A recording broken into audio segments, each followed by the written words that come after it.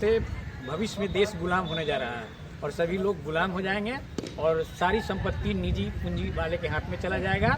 और बाकी नौजवान को क्या मैसेज देना चाहेंगे? नौजवान को मैं यह मैसेज देना चाहूँगा कि अभी रामसागर सिंह विचार मंच के द्वारा उनका तृतीय पुण्यतिथि जो हम लोग मनाए थे, इसलिए निजीकरण शैक्षणिक व्यवस्था में भी निजीकरण की बात करते हैं। यानी कि सीधे शब्दों में कहा जा सकता है कि सरकार जो है, जो मनुवादी सरकार है। जय भीम, नमो बुद्धाय, जय मूल्यवासी।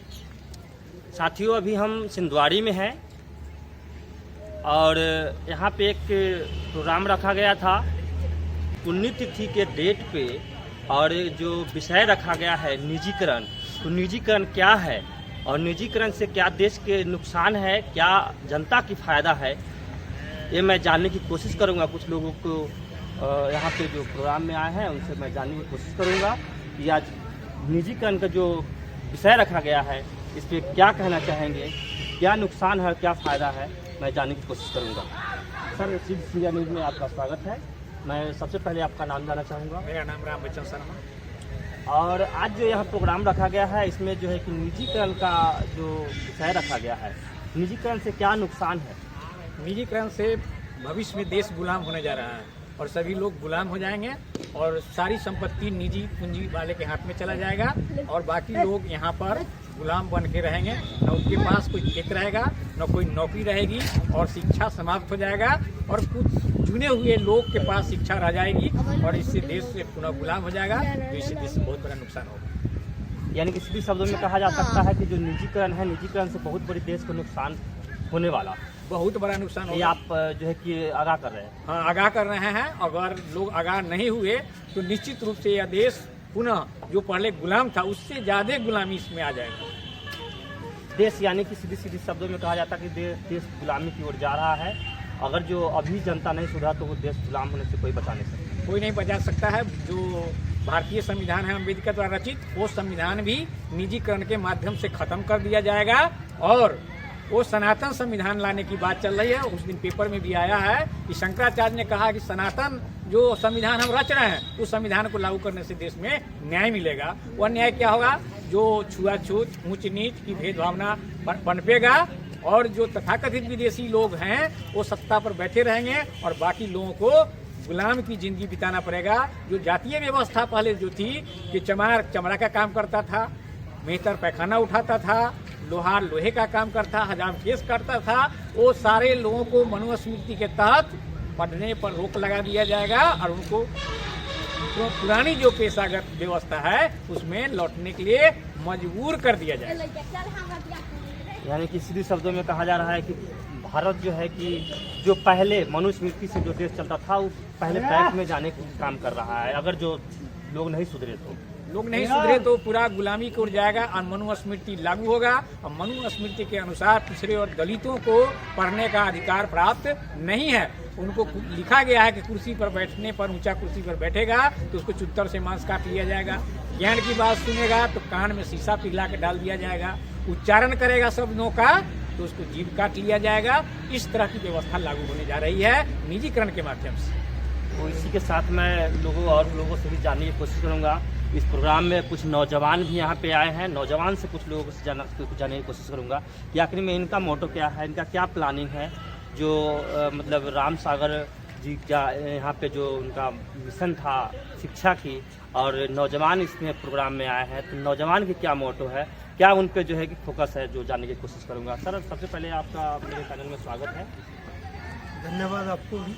और मैं आपसे जानना चाहूँगा कि जो प्रोग्राम है, इस प्रोग्राम में आए और ये प्रोग्राम में निजीकरण का ही बात उठाया गया है। आप लोग आए, बहुत खुशी की बात है, गर्व होता है कि आप लोग जैसे नौजवान भी इस प्रोग्राम में आए।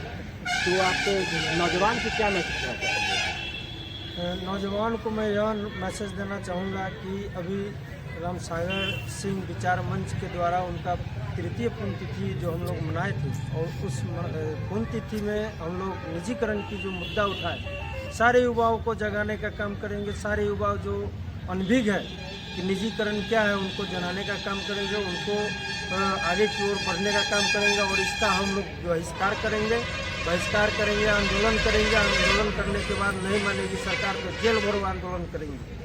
यानी कि सीधे शब्दों में कहा जाता है कि अगर जो सरकार नहीं समझती है तो नौजवान के जगा करके और देश में आंदोलन की तैयारी चल रही है और आंदोलन करने की तैयारी हो रही है। तो अभी और लोगों से मैं बात कर लेता हूँ कि आखिर में जो निजीकरण का जो यहाँ पे विषय रखा गया था, तो निजीकरण पे क्या मतलब लोगों का नुकसान है, जनता की क्या नुकसान है, क्या जो है कि देश का नुकसान है, इस पर मैं और लोगों से भी बात करने की कोशिश करूँगा। सर, मेरे चैनल में आपका स्वागत है। मैं आपसे जानने का कोशिश करूँगा कि आज जो यहाँ पे प्रोग्राम जो रखा गया है पुण्यतिथि का, तो पुण्यतिथि का प्रोग्राम एक विषय रखा गया है निजीकरण क्यों और कैसे। तो निजीकरण से क्या नुकसान है और निजीकरण क्या है, लोगों को बताइए। सर, पहले तो मैं नमन करना चाहता हूँ राम सागर बाबू का, जिन्होंने इस धरती को बहुत सीखे और हमारी तो अनुभव कम थी, लेकिन आज जानकारी मिला कि उन्होंने इस एरिया ही नहीं जिला को भी बहुत कुछ देख गए। अब रहा सरकार की बात, निजीकरण एक लोगों को नौकरी क्षमता की ओर ले जा रहा है। यानी कि भारत सरकार जो है ना, कि कोई भी व्यक्ति कह नहीं सकता है कि हम सार्वजनिक क्षेत्र में कहीं बैठ सकते हैं, कहीं अपना अधिकार तहत किसी बात को रख सकते हैं और कहीं अपनी अधिकार के तहत व्यक्तिगत व्यवस्था। निजीकरण का मतलब होता है व्यक्तिगत व्यवस्था, हमारी अपनी व्यवस्था होनी चाहिए। तो वो निजीकरण जो भी कंपनी निजीकरण में जाएगी, लेगा व्यवस्था को, वो अपना चलाएगा। और सार्वजनिक रूप से कहीं कोई व्यक्ति न कर सकता है कि हम अमुक ऑफिस में जा करके अपनी बात रख सकते हैं। वहाँ के जो मालिक होगा वो ऑल इन ऑल हो जाता है, अपने हिसाब से। हाँ, वो अपने हिसाब से रखेंगे। लेकिन हम तो यह चाहते हैं कि सरकार जब निजीकरण की बात करती है तो संसद भवन क्यों रहेगा, नेता क्यों रहेंगे। लोकतंत्र जब ऐसी ही बर्बाद हो रही है तो उसके साथ वो भी होना चाहिए, ताकि ना इस पर अरबों रुपया भारत सरकार की खर्च हो रही है नेता के लिए या शासन प्रशासन के लिए व्यर्थ जा रहा है। जब जनता को अपंगु बनाने की बात हो रही है, इनका हक अधिकार छीनने की बात हो रही है, तो ये भी होना चाहिए। अब मान लिया जाए कि प्राइवेटेशन की जहाँ तक बात है, विद्यालय अगर शिक्षा को भी प्राइवेट में डाल दिया जाए, गरीब गुरबा जो बच्चे हाथ में किताब जांच करके प्राइमरी स्कूल में चल जाते थे, अरे कम से कम इतना तो जरूर ज्ञान होता था, तर्क किसी से कर सकते। तो यानी कि आपको कहने का सेंस जो है कि निजीकरण में अगर निजीकरण सरकार करनी चाहती है तो फिर सरकार की क्या मतलब, सरकार रहने से क्या मतलब, सरकार रहना ही व्यर्थ है। बिना सरकार का ही देश चले, बिना सरकार का देश चले। जब वो चाह रहे हैं तो जब वो चाह रहे हैं कि निजीकरण से ही देश चलेगा, तो आपको भी रहने से क्या मतलब है जी? क्या फायदा है मंत्री नेता विधायक का? जब एक बच्चा, इनका डर लग गया कि एक बच्चा शिक्षित होकर के तर्क संगत बात करेगा, हमारी सवाल का अगर गलत सवाल है तो उसका सही जवाब दे देगा, इसलिए बच्चा पढ़े नहीं, इसलिए निजीकरण शैक्षणिक व्यवस्था में भी निजीकरण की बात करते हैं। यानी कि सीधे शब्द में कहा जा सकता है कि सरकार जो है, जो मनोवादी सरकार है, SC OBC को शिक्षा से करता है। देखिए, पहले भी SC ST OBC के वर्ण व्यवस्था में शिक्षा से वंचित रखा गया। अब वो तो डायरेक्ट नहीं वंचित कर सकता था, इसलिए ये व्यवस्था परिवर्तन करके निजीकरण क्षेत्र में डाल करके, क्योंकि गरीब गुरबा भी अब किताब करके किताब चल जाते थे स्कूल में, बच्चे को स्कूल में बैठा देते थे। मास्टर साहब को मजबूरी थी कि उनको एडमिशन करना, क्योंकि संविधान के तहत आता था शिक्षा अधिकार अधिनियम, उसके तहत हर मानव का मौलिक अधिकार बनता था कि बच्चा को शिक्षित बनना।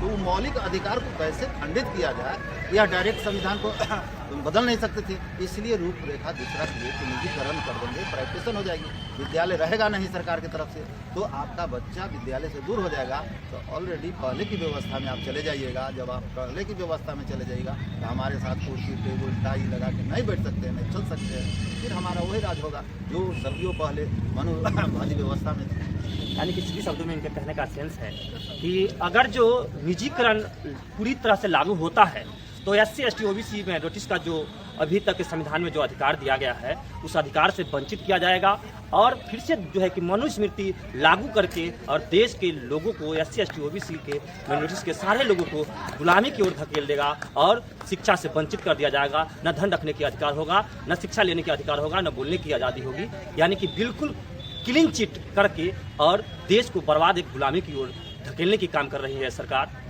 इसी बात के साथ मैं अपने प्रोग्राम में जो आए हुए हैं सभी लोगों को धन्यवाद देता हूं और चैनल को ज़्यादा से ज़्यादा शेयर करें, लाइक करें, सब्सक्राइब करें। धन्यवाद।